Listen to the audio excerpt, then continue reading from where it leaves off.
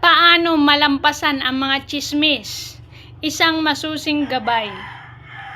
Ito ano nga ba ang tsismis? Ang tsismis ay maaaring maging sanhi ng matinding stress, pag-aalala, at pagkasira ng reputasyon. Mahalaga ang pagiging handa at pagkakaroon ng mga estratehiya upang harapin ang mga ito ng epektibo. Una, pagtukoy at pagtanggap sa nararamdaman.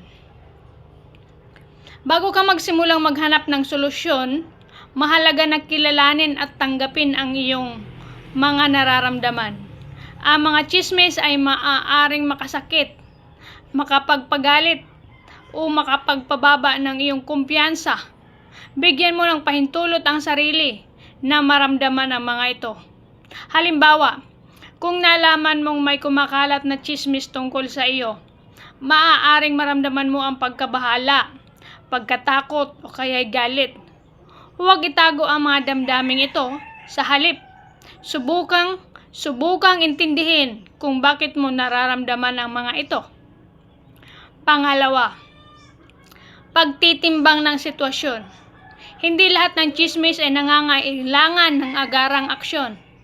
Mahalaga na pag-aralan ang sitwasyon at tukuyin kung gaano kalaki ang epekto nito sa iyong buhay. Mga tanong na dapat itanong sa sarili: gaano kalaki ang sakop ng tsismis? Gaano kalala ang epekto nito sa iyong reputasyon, relasyon o karera? Halimbawa, kung ang tsismis ay kumakalat lamang sa isang maliit na grupo ng mga tao at hindi naman ito nakakasira ng iyong reputasyon, maaring hindi na kailangan pang mag-aksyon. Ngunit kung ito ay kumakalat sa malawak na sakop at nakakasira na sa iyong buhay, kailangan mo nang gumawa ng mga hakbang. Pangatlo, pagpili ng estratehiya.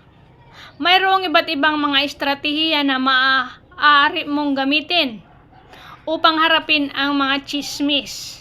Ang pagpili ng tamang estratehiya ay depende sa sitwasyon. Una, narinig mong tsismis, huwag mong pansinin. Ito ay angkop kung ang tsismis ay hindi gaanong nakakasira at malamang na mawawala rin ito sa paglipas ng panahon.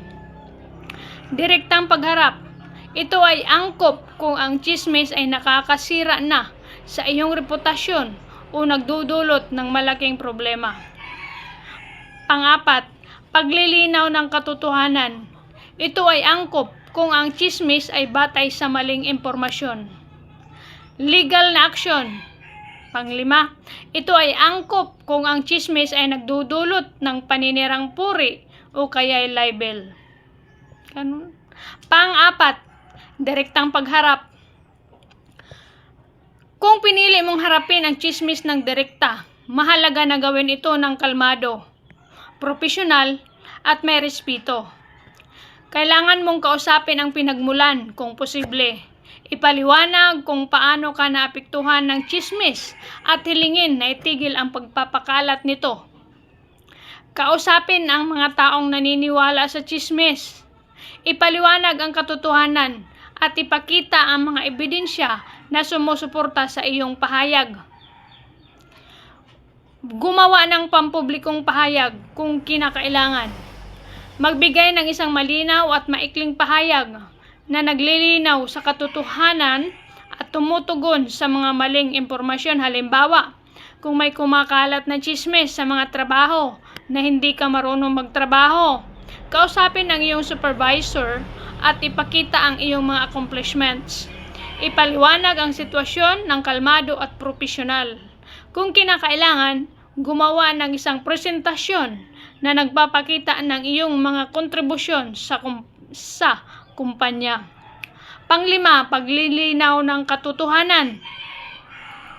Kung ang tsismis ay batay sa maling impormasyon, mahalaga na linawin ang katotohanan sa lalong madaling panahon. Mga hakbang, magbigay ng malinaw at tumpak na impormasyon. Gumamit ng mga mapagkakatiwalaang mapagkukunan upang suportahan ang iyong mga pahayag. Ipakita ang mga ebidensya kung Kung mayroon kang mga dokumento, larawan o iba pang mga ebidensya na sumusuporta sa iyong pahayag, gamitin ang mga ito. Gumamit ng social media kung kinakailangan.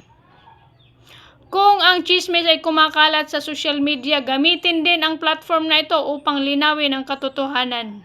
Halimbawa, kung may kumakalat na chismis na hindi ka nakatapos ng pag-aaral, ipakita ang iyong diploma o transcript ng grades.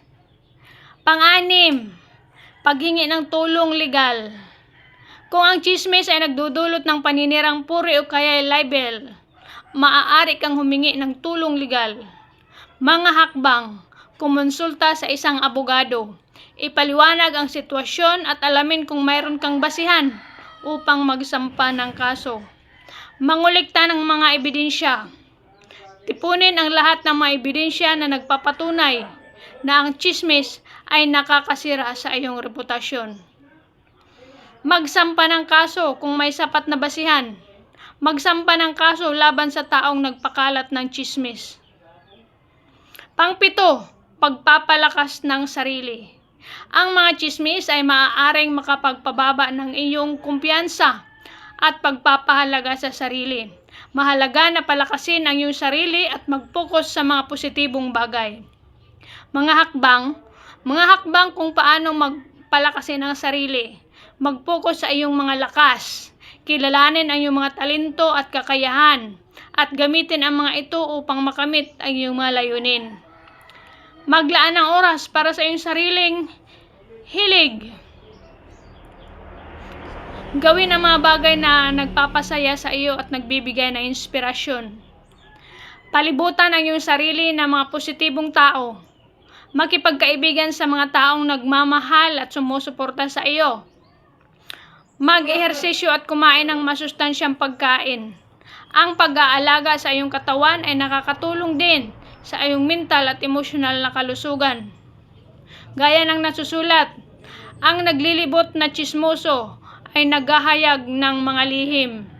Ngunit ang taong tapat sa espiritu ay nagtatago ng bagay.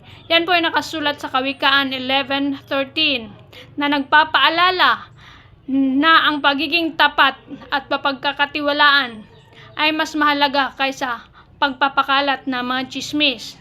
Nasusulat din sa Efeso 4:29. Huwag kayong magsalita ng anumang masamang salita, kundi yaong makakabuti sa ikakatatag upang makapagbigay ng biyaya sa mga nakikinig. Nagpapahiwatig po ito sa atin ay dapat makapagpatibay at makapagbigay ng pagpapala sa iba. At sa unang Pedro 3:16 na may mabuting budhi upang sa bagay na kayo ay pinagwikaan ng masama ay mga hiya ang nagsisipamutawi ng masama sa inyong mabuting pamumuhay kay Kristo. Kahulugan po nagbibigay ng pag-asa na sa pamamagitan ng iyong mabuting pamumuhay, mapapahiya ang mga nangagsalita ng masama laban sa iyo. Wika nga ng tula, sa mundo ng tsismis na puno ng kasinungalingan, huwag kang magpapadaig sa kanilang kapangyarihan. Ang katotohanan ang iyong sandata, ang integridad ang iyong kalasag. Huwag kang matakot na ipagtanggol ang iyong sarili. Huwag kang magatubing at tubiling linawin ang katotohanan. Magtiwala sa iyong puso at sa iyong prinsipyo. At ang tsismis ay lilipas na parang alikabok. Sa bawat pagsubok, ikay lalakas.